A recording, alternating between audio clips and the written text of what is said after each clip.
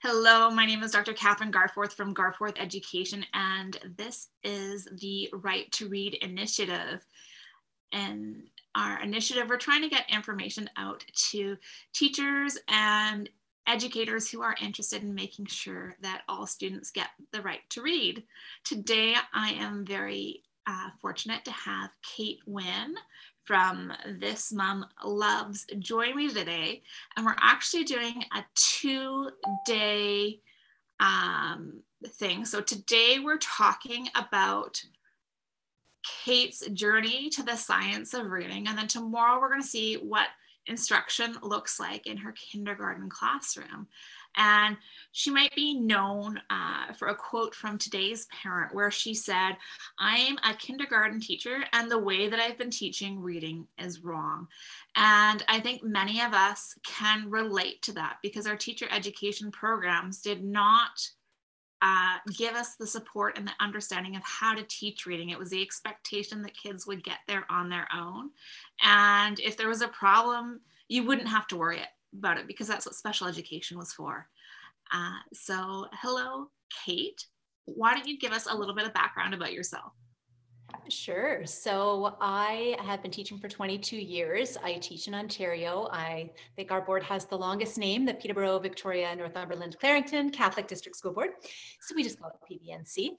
And yeah, so I currently teach kindergarten. I've been there for 6 years, but before that, I was in grade 3 for 8 years, sometimes 2-3, sometimes a 3-4. I did a year of junior.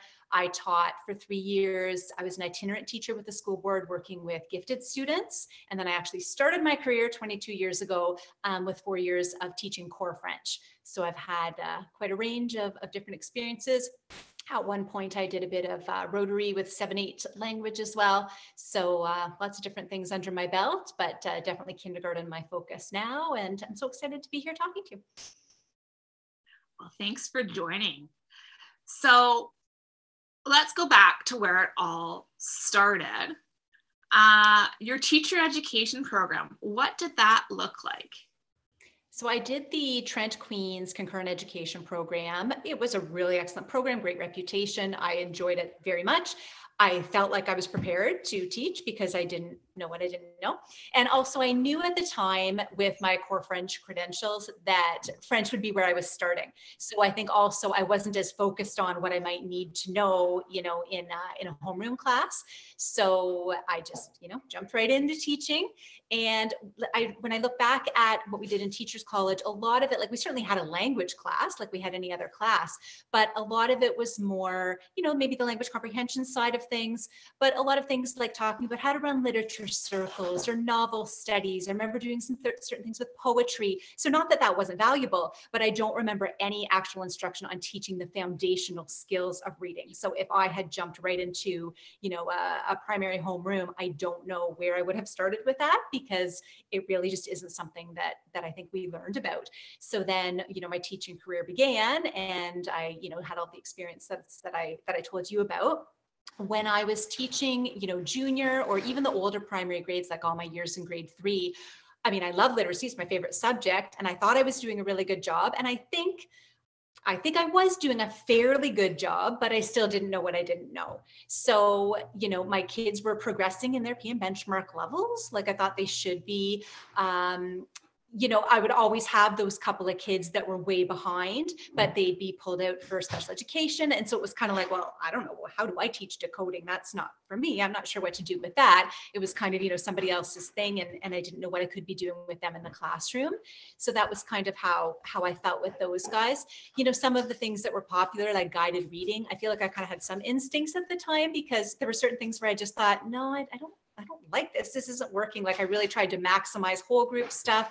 And then I did prefer, small group to kind of work on what they needed to work on. But I did some guided reading anyway, because I thought, well, this is the message. This is what we're supposed to be doing. So, I kind of tried to toe the party line with all the messages we were getting about balanced literacy, which was definitely the focus. And then, a lot of my kids, like they were reading trade materials. So I didn't really have to worry so much about picking leveled books and that sort of thing with grade 3. And I would say, nothing really hit me. There was no spark of something's going wrong here until I made the shift to kindergarten. That that was when things really started happening. Yeah, and you probably had that same thing that a lot of kindergarten teachers get, and realizing that, you know, just being read to is not going to mean that these kids are going to learn to read. We actually do have to teach them something. Oh, exactly. And I mean, when I started kindergarten, like I'm a keener teacher. I'm a total nerd. So it's not like I don't, pay attention to the things that I should be doing, but I was just trusting the sources. So like kindergarten, well, there's the program document from the ministry. So I'm following that, following things you get from the board, following things that come from the ministry, from other PD that you're doing. So of course, that real balanced literacy push. And all of the research I was doing about starting kindergarten, so much of it was, the play-based and the inquiry and what kind of provocations are you going to set out, like cute things you could take pictures of and put on Instagram, right? But again, not that foundational skills piece. And I know tomorrow night we're going to really get into, how things do look now that I've made the shift to structured literacy. But some of the things that I was doing wrong, it seems like kind of a dramatic word, because really, the idea is know better, do better. And I didn't know better then. Like, and is anybody watching now? You're only doing what you know how to do, what you've been told to do, what you've been told you must do, right? Until you know better and you kind of have that autonomy to do the right thing then. But some of the things where I was kind of going off the rails, I mean, in terms of phonological and phonemic awareness, I didn't really know what that was. I had come across a couple of books that had, syllable games and rhyming games and things. So we might do a little bit of that, but not in any sort of, consistent way. The phonics, the kids, I mean, I'd had, of course, heard of phonics, and with kind of my old school mentality, I thought it was probably important, but they were just doing one letter and sound a week, which I know now is not what it should be. And really, it was a case of sort of undermining that phonics by using totally the wrong resources when we weren't doing phonics. So I read a blog post by a woman this morning in the States, and she moved from balanced to structured literacy, and she used the expression, it's like pushing the gas and the brake at the same time. And I thought, okay, that's so perfect, because teaching a little bit of phonics, but then handing them the books where they're predictable or where they absolutely have no way to decode, so they must look at the picture to guess. So using the absolute wrong tools and giving them the wrong messages, right? So, and I think sometimes we think, oh, what does it matter if they're guessing at some pictures? No big deal, you can do both. But I mean, we'll get to everything that I've learned in a little bit, but I mean, one thing I've learned is it actually is harmful. It's not just like a neutral thing, like, oh, well, they can guess sometimes, they can predict, it's okay. You're actually setting up their brain the wrong way in terms of the connections that we want them to have to actually do that true reading, right? But I didn't know that. And I was using those strategies, like those cute things that you see on Teachers Pay Teachers and Pinterest, like use your eagle eye, look at the picture and that sort of thing. And I cringe now, even when I think about like letters I sent home to parents, where it would say right on there, if a child gets stuck in one of these predictable books, just tell them to use their eagle eye. And I was like passing along these things because I didn't know. And I thought, okay, these are cute and that's going to help them. And look at them pointing to the words and saying the right words. So wow, I'm teaching them to read. But then I realized that when I would go to do assessments, they weren't actually reading. So that's where I just started thinking, okay, something's not going right here. We use the PM benchmark assessment system. And I know they'd start to read books, and even in the first book, it's very predictable. You can use the pictures, but I remember sitting with one little guy, and he would come to a word like bus, and he would look at the picture, and he said school bus. And I'm thinking, you should be able to decode bus, like that part you could actually decode, but it doesn't matter. They're not looking at the words, they're not looking at the letters, it's looking at the picture. And then we'd go to the next page, the word was truck. And again, I mean, you've got, a few letters in there, but he still should have been able to sound out some of it, but it was dump truck, because looked at the picture and made a guess. And so that's where I thought, wait a second, something is not right here. I am just not happy with how their reading is coming along. And so that's when I knew something needed to change. Yeah, well, I guess with your experience with the older grades, you had the knowledge that, well, this isn't what books look like in grade 2, 3, and 4, right? So what are you supposed to do to help them with that transition when the pictures aren't there? Yeah, exactly. And I mean, in grade 2 and 3, it just I wasn't seeing that the same way, right? And you're exactly right. When I was looking at it in kindergarten and looking at those books and just realizing, okay, this isn't actually teaching them to read. And I'm pretty sure that's part of my job. So I knew I had to go looking for some help. Definitely. So where did you start? Like, how did this transition begin? So yes, so I started my deep dive into the science of reading, and I am a reader at heart. So I mean, Google searches, looking for articles, research, that sort of thing. Started with Emily Hanford. I mean, we know her great reports that she did, so you can kind of listen in podcast form, but you can also read them online too. Book recommendations I started coming across, so I started ordering a ton of books. And I mean, you've got those heavy kind of, cognitive science or neuroscience, like those kind of ones like your Seidenberg and Dehane and Wolf. And so I mean, I would read those and I would sticky note everything, but the heavier ones like that, I would kind of just sticky note, oh, this actually would apply to me teaching kids in a kindergarten class. And, so some things were practical there, but a lot of it was more sort of the science and theory, right? But then I also came across some really practical books. So I mean, Know Better, Do Better by David and Meredith Lieben was excellent. Reading for Life by Lynn Stone, even The Knowledge Gap by Natalie Wexler. So those are all like really fantastic, more practical books for application in the classroom. And I started listening to podcasts too. I mean, The Science of Reading, the podcast is great. I like Triple R Teaching. There's a new one now, actually, Literacy Talks, which is great too. So I just started soaking it all up. And I mean, COVID hit. So I was doing this right around the time of the beginning of the pandemic. So there was all that time at home too, right? So I started attending webinars and doing that sort of stuff. And then in the fall of 2020, I started trying to implement a little bit of it in the classroom. But then I actually, in November 2020, was diagnosed with breast cancer. So I know I've talked to people before and it's kind of like, well, how did you have the time to learn this and whatever? And I kind of make the joke that, getting diagnosed with cancer isn't the best way to free yourself up for PD. But it also, I was home for a few months. And for me, whether it's right or wrong, productivity is kind of a part of my identity. So, when I was off work for so long, it also just made me feel better in a sense to be researching something and looking something. So, I mean, I have pages and pages of typed notes in Google Docs and so many things. I started attending all the webinars I could do in the PD sessions. And there's so much free information out there too. I mean, I paid for some, but you can really soak up a lot of really great, worthwhile stuff that's free. So I did a lot of that. And then I started kind of putting stuff out there, like sharing on social media, the things that I was doing and seeing. I started a hashtag Science of Reading Saturday series on Instagram. Now I find Twitter is really the place to be in terms of social media for the reading related stuff.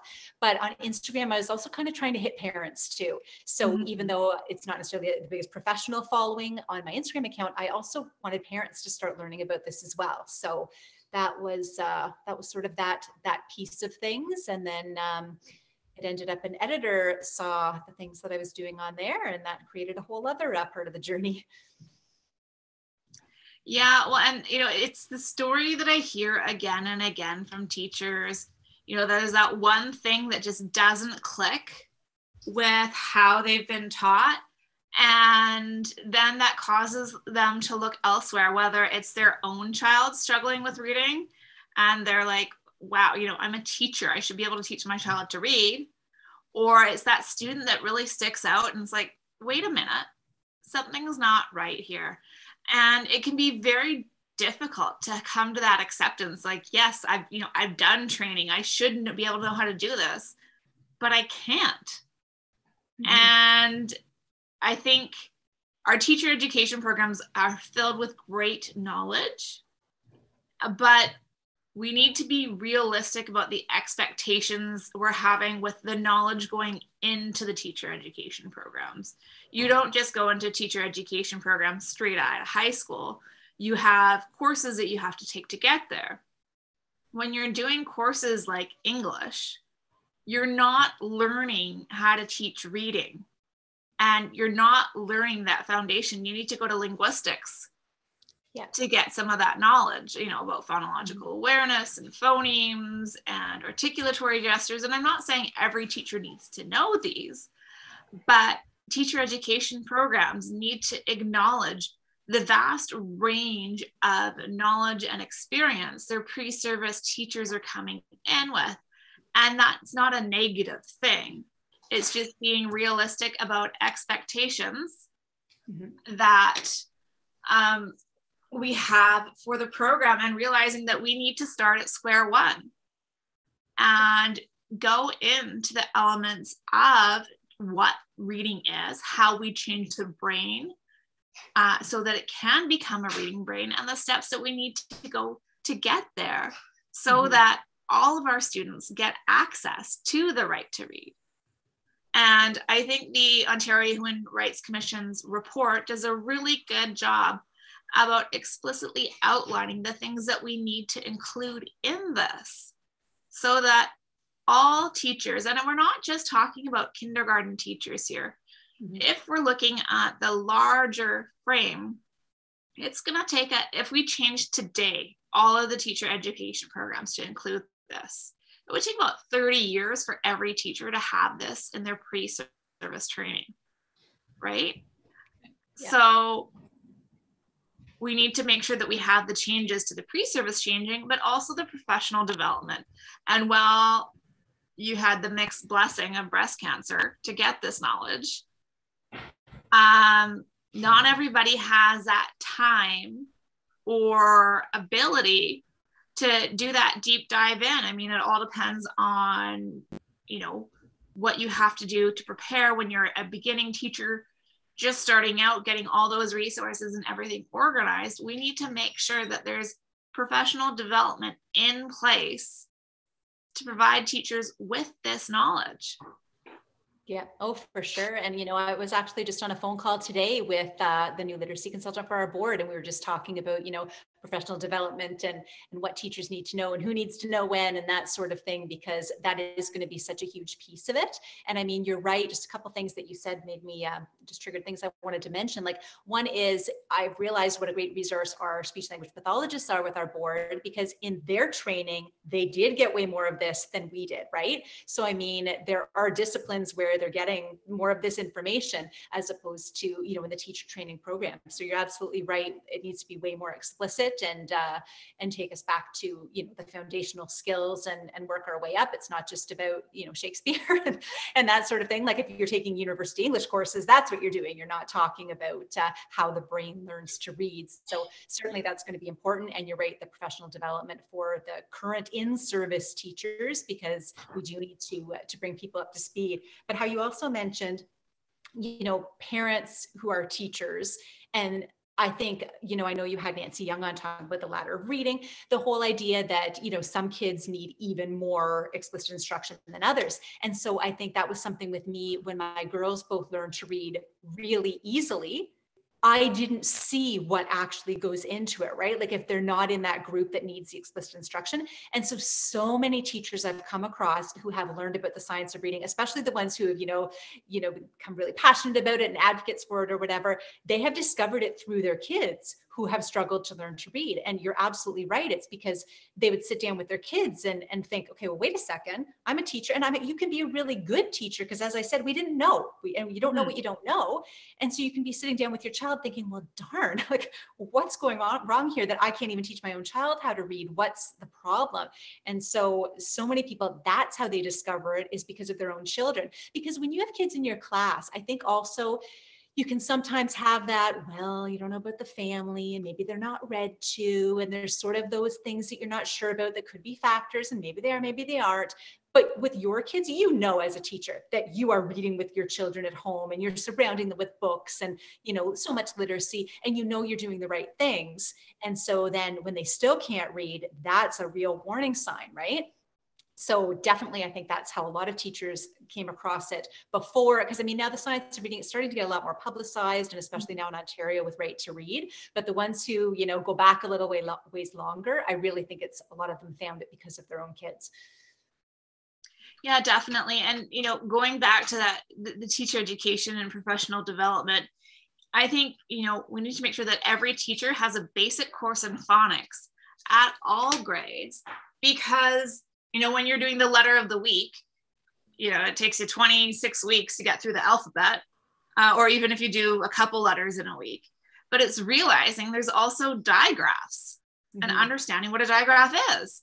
And then when we look at, things like the Dolch sight word lists, it's like, oh, kids need to memorize these. Well, no, if they have the appropriate phonics knowledge, a lot of them are actually decodable.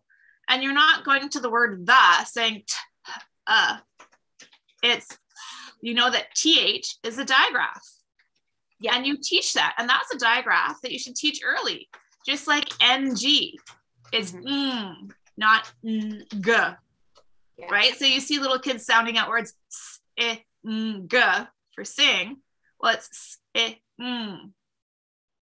and especially now that we're getting more of the Asian language influence, where NG is a phoneme.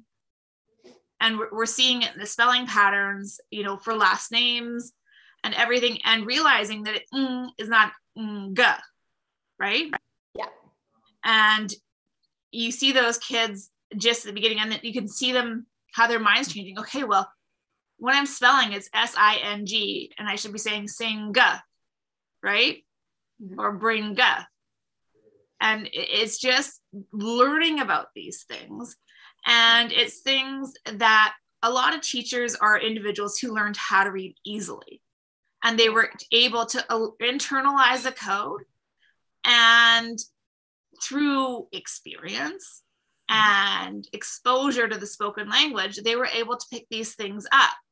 Now, I'm an individual that reading did not come easily to. I'm severely dyslexic, and I did not learn how to read until I was in grade 6. So going into the teacher education program and having them say that kids learn how to read on their own, don't worry about it. And that's what special education for. That, you know, hit a chord with me saying, well, no, that's wrong. Yeah. And that's what has ignited my passion into this, and being the parent of a dyslexic child, seeing it again. And that's where we get this passion. So now I know that you've done a lot of advocacy work through media. Yeah. Right? You've been interviewed on several occasions. Yeah. And even wrote articles in magazines like Today's Parent. Can you take a little bit of time to talk about those? Yeah, for sure. And, you know, just before we move on to that, I just want to say too, like, even as a teacher, I'm learning things about phonics that I never knew. Like, I didn't even know anything about voiced and unvoiced sounds. No idea. No idea what that was. Like, I don't think anybody ever taught me that. Nothing I'd ever heard about, read about before, until I started teaching it to my students. So, I mean, it's kindergarten. Like, these are 4 and 5-year-olds. Some are now 6. And I'm sometimes learning things with it. So, I mean, it's kind of cool. It kind of blows your mind, but yes, they definitely need that. But yes, so today's but sorry, while you bring up the voiced and unvoiced, I mean, that's a huge thing that's definitely missed out, but it's important for teachers to know, because when we're looking at spelling errors, we see that the C and the G, or the K and the G, are often mixed up. And the child's trying to sound it out phonetically. You're like, why on earth are they using a K instead of a G in get? Yeah. Well, it's because they're struggling to notice the difference between the voiced and the unvoiced sound, because the shape of the mouth is the same. Mm-hmm. It's just the voiced and the unvoiced. And we see these with our English as an additional language students, where the phonemes aren't necessarily the same between the two languages. Right. Yeah. No, definitely so important. All right, so continue, sorry. No, that's okay. So yes, so today's parent, what ended up happening is I've written a lot of articles for them in the past. And so one of the editors follows me on Instagram, and I just kept, pumping out all this stuff, the science of reading, structure literacy, all this stuff I was seeing. And so she reached out to me and said, I think we need to do something with this. And I was, I had just started my medical leave at the time, and I didn't want to do it right away. I thought, what, I need a little time to mull all this over. And then finally I decided, yeah, let's go for it. So I started on an article, and then I ended up switching editors. I ended up working with a great editor, Claire Gagne, and she's actually a mom of 2 of her children, I believe, have dyslexia or struggle to learn to read, absolutely. And so it's been a passion of hers as well. So she really wanted some articles. So we did a set of pieces for the fall issue of Today's Parent. So I did my whole article. You mentioned the whole I'm a kindergarten teacher and the way I've been teaching kids is wrong. So that was kind of the title they gave mine. She did one from the parent perspective on, what it's like to do the right things at home with your kids and then have them struggle and the steps with that. And then we collaborated on some where it was, some tips for parents, if your kids are just learning to read, tips for working with kids at home when they're already in school and they're learning. We did a little bit about a right to read update. So it was a fun collaboration. It was it was a lot of work, but it felt valuable to be putting this information out there for parents too, right? Because I think there's that sense of they're failing somehow if their kids can't learn to read. And I mean, I don't think there are very many parents left out there who don't know that you should read with your child and do all that stuff, lots of books, because it certainly has value. Like, I mean, it certainly, you've got the positive associations with books, and you're teaching them, I mean, the really little ones, you're teaching them how to hold a book and, all of that stuff. And then as they get older, it's the language comprehension piece of hearing the vocabulary, gaining content, knowledge, all of that stuff. So absolutely it helps with reading. But in terms of looking at words, decoding them, knowing the letter sound correspondences, it's not the parent's job. And so I think they need to be off the hook a little bit, for when their kids do struggle, that if you're doing all the right stuff at home, it's not your fault. And so here's kind of how things work. So that was part of why I really wanted to get that out there. And so it went out, like the print copy came out in the fall, but my one personal piece went online right before Labor Day weekend. And it was my first quote unquote viral thing on Twitter that just got shared all over the place. I was really nervous because I talked about like kind of what you and I have talked about today so far, just sort of my journey and where I was going wrong and that sort of thing. And I was afraid that I didn't want anybody to feel like I was throwing them under the bus. So I know even at one point, one of the editors wanted it to be, and the way we've been teaching reading is wrong. And I said, just change it to the way I've been teaching reading, not we, because I don't want it to look like I'm saying anybody, I just want to take responsibility for myself, right? Mm-hmm. That it's just the way I know that I have been doing some things wrong. And by wrong, really what I mean is there's evidence to show that there are better ways. And that's nothing that I knew about before, right? So I was really worried. And I also was so careful because I didn't want it to look like, I was blaming my board, or because my board has been really supportive. And, I didn't want to be, like I said, throwing anybody under the bus, but the response was actually really, really supportive. I had so many kind comments and, retweets and private messages and all of that sort of thing. I think the only one kind of nasty one was, I'm in a few Facebook groups on the science of reading. And in one of them, it wasn't me who posted it. The administrator of the group posted, hey, look at this, from a kindergarten teacher that just came out. And so the members of the group probably would just assume that the author wasn't in the group seeing their comments. And lots, again, were supportive. But this one guy, it was basically like, I can't believe this. Like, how stupid do you have to be teach 20 years and not know about phonics? Well, I didn't say I didn't know about phonics. I said I was doing letter of the week, and I know now there's even a better way to do that, right? So I don't know if he even read the whole piece or not, but that was my only one. And I mean, I hate those kinds of comments. They bother me, but I had to kind of take that one with a grain of salt because I don't think he understood the piece or read it all, if that's what he got out of it. Because yes, I had heard of phonics and actually was doing a little bit of it, but I have learned that I could be doing a better job. So yeah, and I know it's been exciting to actually start implementing things because again, last year with the whole, cancer, and then when I came back in April, that was our board went back to virtual. Like the day I came back, it was back to virtual till the end of June. So there were so many things I wanted to implement, but they just didn't make sense doing it virtually. And certain things even that I tried, like phonemic awareness activities and all that, I need to be able to hear the kids, but I didn't want them to have 24 microphones on when I'm trying to, and then I'm trying to say, oh, I see your lips moving. Oh, that's good. And I have no idea if they're making the right sounds or not. So it was hard to do that in the spring virtually. So I would say this year since September, this is my first hardcore. I feel like I am running a structured literacy program. And I know we're going to get into the details of that tomorrow when we talk, but no, it's just really exciting. Definitely. Well, I think it's important to acknowledge that balanced literacy approaches do work for some students. So teachers aren't doing a horrible job, right?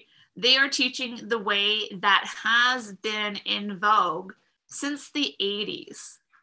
And because a lot of them, it's the way that they were taught to read and they didn't struggle with it. They don't see the problems with it. And they see their kids figuring it out. They see the kids that come to kindergarten already reading and well, obviously they didn't have structured literacy at home, but they still figured it out. But that's just like the kids that are talented in a sport and have that natural ability. They're more predisposed to that tendency. Mm-hmm. And you can't assume what's happening in the household. Maybe they did get a lot of instruction, and support and guidance. And, you know, even some of the leapfrog and the different e-toys that you can get actually do have a fair amount of phonics instruction. It may not be the best phonics instruction, but they do have some, and they're able to pick up a lot. I mean, my youngest has got it pretty well, just through the minimal stuff that I've done with her, and through the educational toys that we have, and, you know, seeing what we've done with her siblings. Yeah. But it's understanding that it's okay that you haven't known this before. And it's okay that your teacher training didn't prepare you for it. But now we need to take that scary step forward and get out of our comfort zone and learn how to do it better and have the support doing it. Yes, it can be a journey that you take on your own. Lots of teachers have done it, but it can be very overwhelming. I mean, you have the story of, you know, the Amazon cart that's full of all these books. And then you have the guilt of the stack a pile of books on your bedside table or on your shelf that you really want to read and have every intention of reading, but life's busy and gets in the way. So what we need to do is come up with that systematic way that we can go through this and provide support to each other as we're going through this process together, and realize that it's not going to happen overnight. I think Kate is frozen.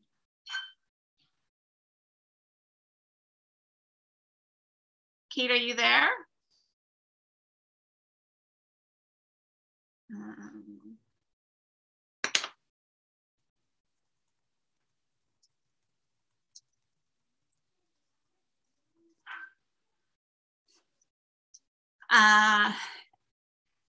Yeah, she dropped out. Hopefully she'll sign back in. But, you know, today's webinar is really about understanding that this is a long journey, and, you know, research on the schools that are having success going through the, oh, you're back. Great. Oh, you need to unmute. Okay, sorry about that. I lost you for a minute. That's okay. I was just saying how this is a long journey, and teachers shouldn't have to feel alone in this journey. And it's about creating those support groups and learning from someone else and realizing, like, there's a lot when it comes to the science of reading, structured literacy. There's a lot to learn, and it's not going out and buying, you know, something off Teachers Pay Teachers and throwing it in your classroom right away. It's about taking the time to understand the concept, how it's done, and actually implementing it in your classroom, working with your peers to help you understand and get suggestions on how to do it. And if you have a colleague that does a certain skill well, then ask them to help you and support you. Kate, are you still there?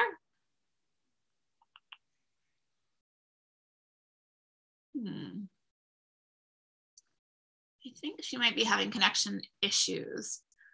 But yeah, what we're trying to do with the Right to Read initiative is to provide that place of reference to make it so that you can have access to the information that you need. And in the Right to Read initiative Facebook group, we're hoping to create a mentorship program to help you along your way to the science of reading and structured literacy, to make it better for your students and help you feel like you're not alone in this journey. So please do reach out, follow the Right to Read initiative, join the Facebook group, follow us on Facebook so you can know about more of these upcoming lives. And I think we have Kate again. I'm sorry, it must be my rural internet I'm dealing with tonight, but okay, back again. So I was just talking about how this can be a group effort in making the transition. And, the work that we're doing as advocates is really trying to help teachers move forward. So do you want to speak a little bit about the advocacy work that you've been doing? Yes. So everything that I soaked up and then, just inspired me. And then I think when you see it working in your classroom and you realize the difference it's making, that's when you just want to shout it from the rooftops. Like, that's where you want to just start telling everybody, like, oh my gosh, you have to try this because look at what my kids are doing. So I did get really excited about doing some advocacy work. So I had interviewed Alicia Smith, who's the president of the Ontario chapter of the International Dyslexia Association. She was one of my sources for my today's parent piece, and we had kept in touch a little bit. And through her, I've been able to do, a lot of Ph.D. And then also she's invited me to be part of some presentations. So I was with a group that presented to Minister Lecce, for example, and some of his team about, the right to read and structured literacy. And this was a couple months ago before the actual right to read report came out. And, we won't get political about anything right now, but I will say he was very receptive and said the right things and seemed quite impressed by the presentation. So that was all very good. And then we also got to present to the opposition critic for education. She's an NDP, MPP, Marit Stiles. So we did a separate presentation for her as well. And again, very supportive. We presented to federations, Teachers Federation representatives. And that's always a tricky thing too, because I mean, even with Right to Read in Ontario, some of the things that are coming down, I mean, new curriculum, it's always hard for people to learn a new curriculum.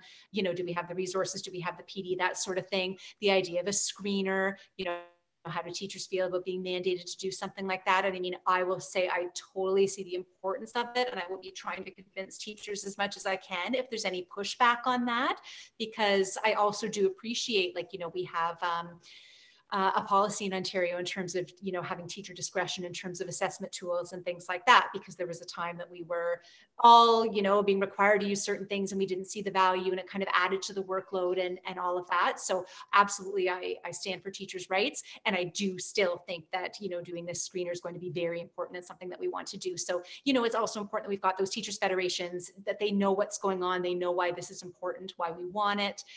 I know in other provinces, I've heard of, teachers unions not necessarily backing new curriculum and that sort of thing. So I don't want to see that happening here.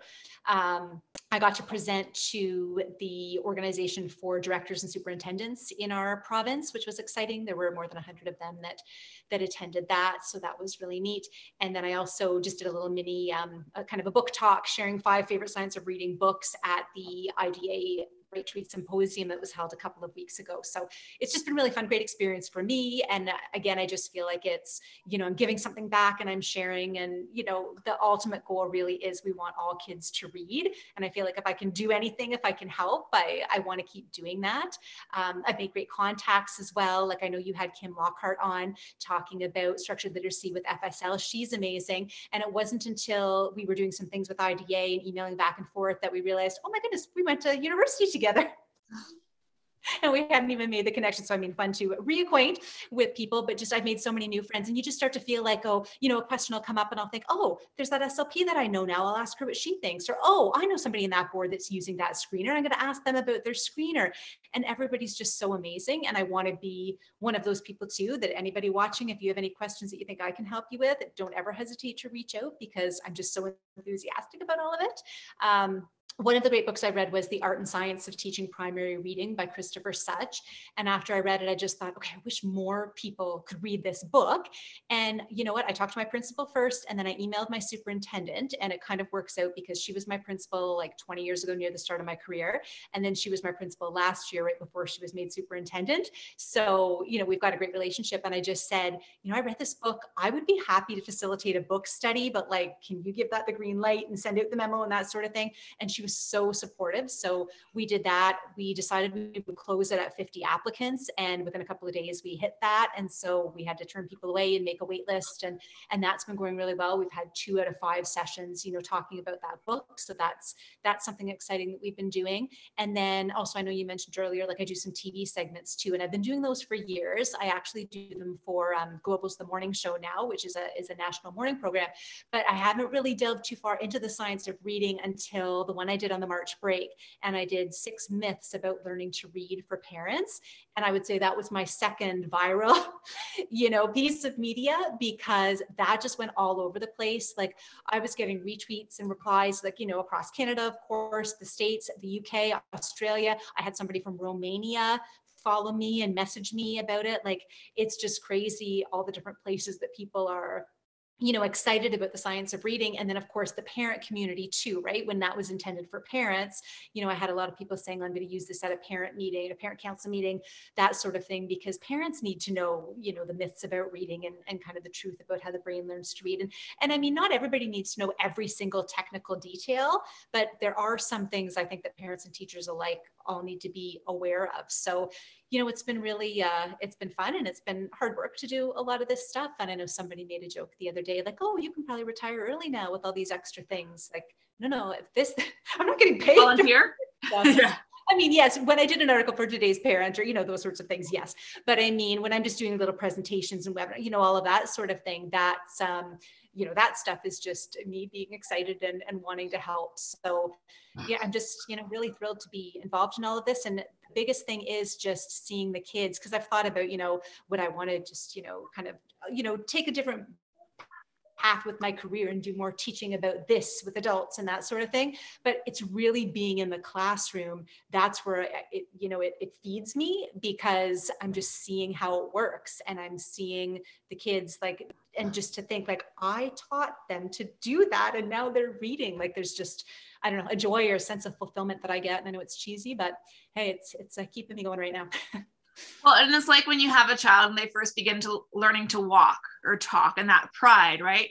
Seeing a kid that struggles to learn how to read and you get them there, it's just this blissful moment. That's like, you know what? Yes, this was hard, but all this hard work has paid off, and this kid's future got a lot brighter. Mm-hmm. And that's the thing that I think we need to highlight, is we're not doing this, we're not trying to initiate this change because, it's best practices or it's what the research says. We're really doing this for the kids, mm-hmm. and trying to make it so they don't fail at their first job, which is learning how to read.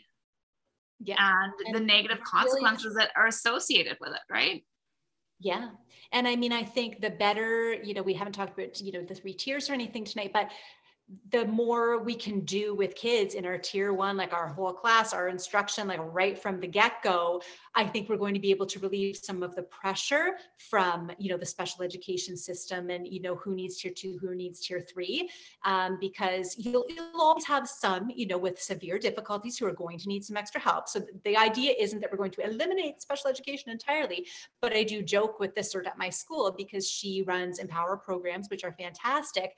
And I just try to joke with her that, like, if I keep doing my job really well, like, I'm going to be starting to take away your job, because you won't have so many kids. You still have some, you always will, but we will have far fewer kids who need the extra support just because they're getting proper instruction in the first place. Mm-hmm.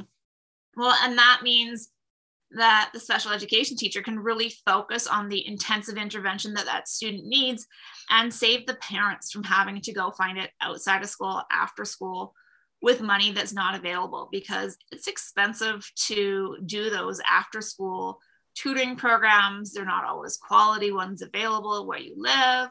Finding the right person and, being the taxi driver to get them there and back puts a lot of stress on life that would be much better if we took them away.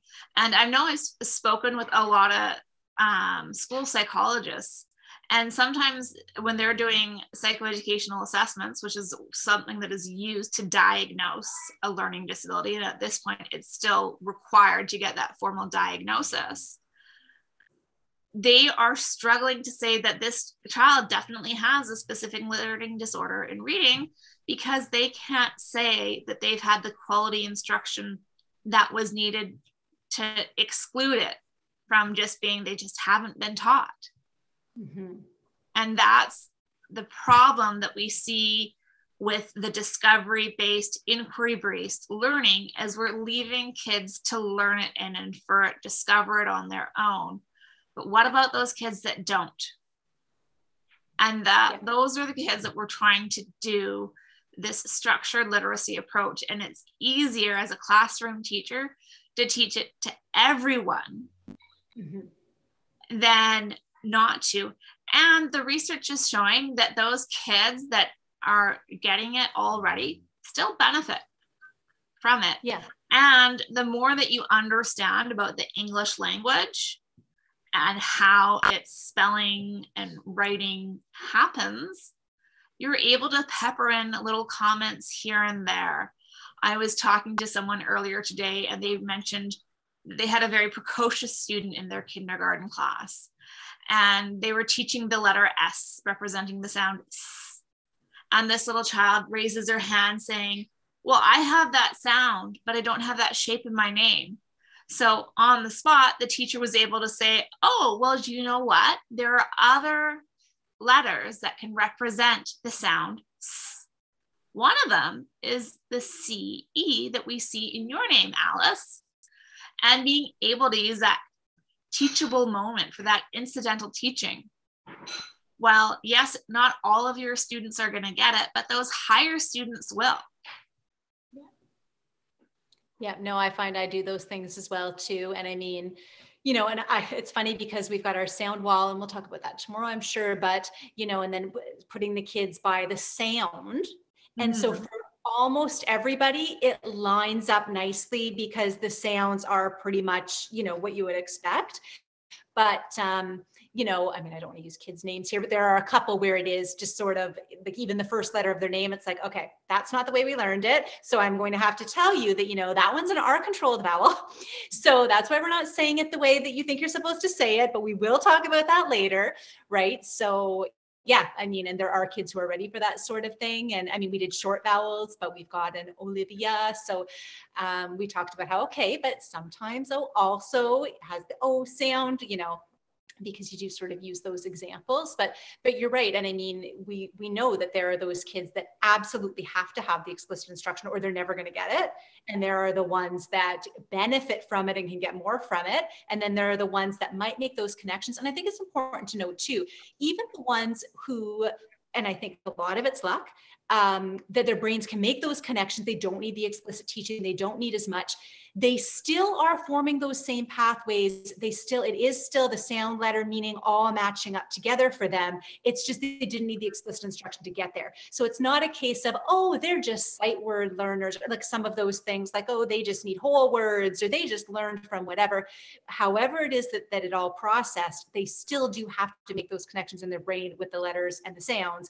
It's just we maybe didn't need to teach them and they picked up on it so much more easily. So every kid can still benefit from the structured literacy approach. So it definitely is important. And you mentioned, you know, inquiry and that sort of thing. I know that's so important. And I think some kindergarten teachers listening might be saying, well, hold on, I love doing my inquiry and I love the play base and I love the nature and the outdoors and all that. There's a place for that. I mean, we still do all that stuff too.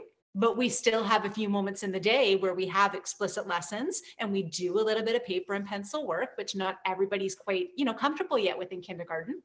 But we do some of that, but that doesn't mean we don't play. And that doesn't mean we don't, you know, have other subjects where we explore a little bit more. But with literacy, I'm not leaving it to you figuring it on your own. There is a spot for direct instruction, and I am going to tell you what you need to know, and I am going to make you practice it until you learn it. And that's how it is with the literacy piece. Yeah, and even highlighting that at, you know, especially at the kindergarten level, when we're first introducing the stuff, it's very important to also include that writing piece. I mean, the science of reading is, you know, a great term. It's actually the science of reading and writing and spelling. Yeah. Right. Yeah. So we need to make sure that it includes all of these aspects. So, you know, there's so many people liken reading and writing to breathing in is the reading and breathing out is the writing. So we want to make sure that that explicit instruction follows to the output and to what we're asking them to do in their home reading programs. If we're sending books home, I mean, there's even a lot of talk about, well, is that really appropriate? You know, it's great to send storybooks home that families can read together, but why should we be sending books home that they don't have the skills to read? Mm-hmm. Right? I mean, your examples earlier when you were screening this student and saying dump truck. right? If parents don't have the knowledge, then how can they support the child? And if they don't know how to sound out the word, because they don't remember, which is fine. I mean, not everybody remembers how they learned how to read. They just remember reading, and that's completely okay and all right. But it makes it harder for you to teach someone who's just at that learning stage. Yeah, for sure. And I did want to mention, Dr. DeHane has this really cool video of a brain imaging of a skilled reader and how the brain lights up as they read. And it's important to note that all skilled readers have the brain light up in the same pattern. So they need this. They may not have had it the same explicit way, but they figured it out on their own. We're just enhancing this, and we need to make sure that our students with specific learning disabilities or other issues that are having it learning how to read more difficult for them, we need to train their brain so it lights up in this way when they're reading. And this is across languages. Mm-hmm.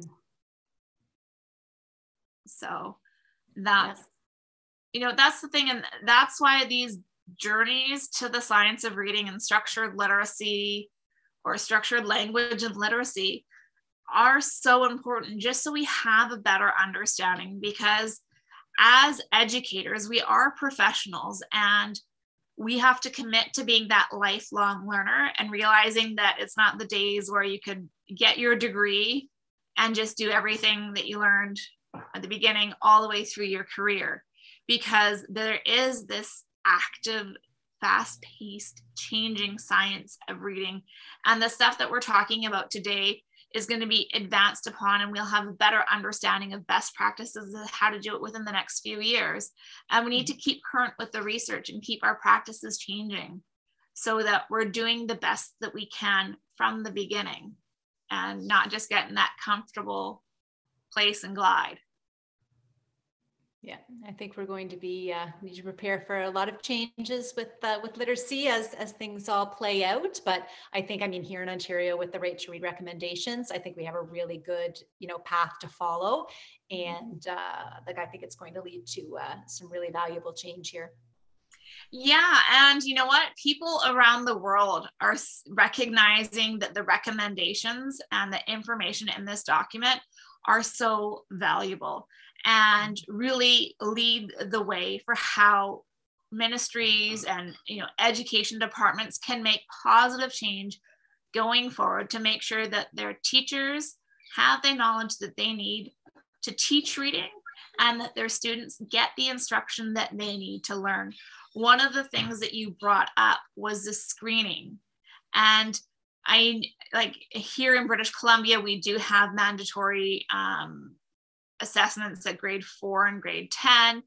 And the problem with these is they're given and nothing is done for the teacher with the results, right? When we're advocating for screening, and even if it's mandated, it's not just a test that you're giving the students, you're trying to get them to study for it, ace it, and move on.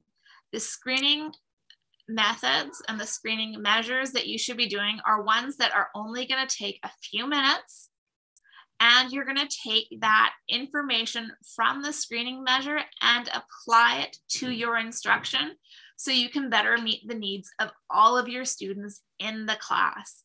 You are going to be able to group your students appropriately, understanding the skills that some are strong in and some are weak in, so you can really tailor the instruction to their needs and take them forward. And having that screening a couple times throughout the year is going to allow you to adapt and change what you're doing with students based on their response to intervention. Yeah. Oh, exactly. It's going to be so valuable because I think a lot of us kind of have our own little, unofficial screening tools that we use and, trying to, like you talked about with groups, and I don't want to get ahead of myself with tomorrow's topic with what I'm doing in my classroom. But yeah, let's just hope those things all get implemented because they're going to be so helpful for our kids. And especially at the kindergarten level, the K1-2, there is so much that we already know about. And there are very effective screeners that are published and available that you can do. So you don't have to reinvent the wheel.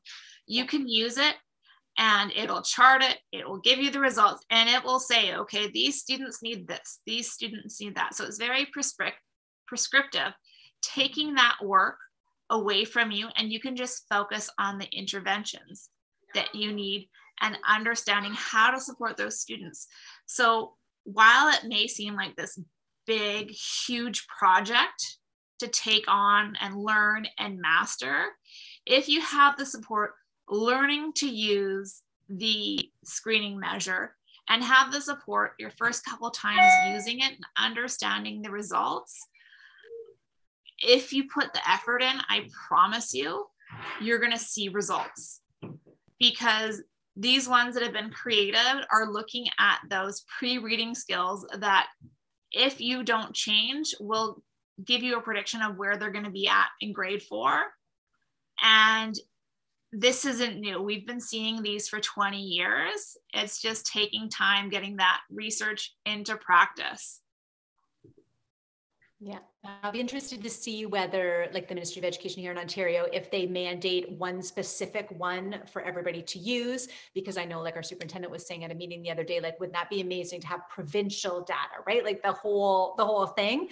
But if not, then I know our board will choose one, and I'm excited about it. Like, I'm considering actually getting trained in one myself right now, just so that I'm ready to go in case we don't have anything in place for the fall. I'm just interested to see how it all works and managing the data and you know, what I would do with that. So I may just go ahead and do that anyway, so I can do it in the fall. And then if we change to something else, then so be it. But at least I'll have a little bit of that experience under my belt. Well, the thing is, the concepts are the same that they're screening for. It's just using different items. So if you do learn a screener, then even if there's a different one, it's only going to be subtly different. The instructions might be different. The items that they're actually working with might be different, but the concepts are the same. I know Dr. Nadine Gabb has said that it's better for a district to, you know, select a couple given the situations that different schools are in, and saying to have, you know, a list of screening tools that are appropriate given the school population, right? Because they're going to have different skills coming in. You'll want to look at different levels. So if the district or the ministry or the province or the state, wherever you are, takes in the consideration that here are 5 or 6 screeners that we say meet our standards, you can choose which one, and it gives that autonomy a little bit more to teachers, so they can pick and choose and see which one works best for their instruction style and which results they like working with the best, how they like the results exported to them. Is it something that they're going to have to hand score and do all by themselves? There are things that can be done on tablets, and so you just get the results out. Or do you like actually sitting there and doing it with the students, so you can get that more information and you can take those anecdotal comments that are really going to help you see where the student's at and move forward with them. Yeah. I noticed a question. Yes. Yeah. Do you have a specific screener that you're thinking of looking into more? I'm personally looking at Acadience right now. I'm just hearing so much about it, and I know someone who, you know, is a trainer, and I've been back and forth talking to her about it, and I just feel like it looks like one that could be of great use for me, and well, for others as well too. But I just thought I might try to go that route and just try it out. And again, if that's not the one that our board goes with, I mean, I'm sure it would be approved by our ministry, but if our board was a different direction, like you said, at least I would have the experience of using the screener. But I just like, you know, and I like their data collection tool and just being able to work with all of that information. So Acadience is the one that I'm thinking of right now.